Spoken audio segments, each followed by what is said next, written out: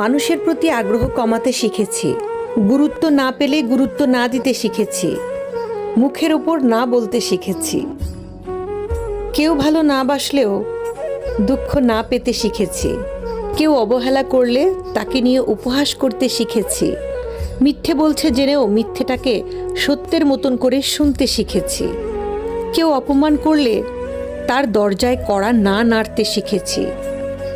নিজের ভালো থাকার জন্য রোজ এত কিছু শিখেছি। এত কিছু শেখার পর যখন কেউ অহংকারী বলে তখন তখন তাকে পাত্তা না দিতেও শিখেছি। দিনকালের সাথে সাথে নিজেকে আপডেট করতে হয়, নিজের মুড চেঞ্জ করতে হয়, নিজেকেও ভালোবাসতে শিখতে হয়, নিজের দায়িত্ব নিজেকেই নিতে হয়।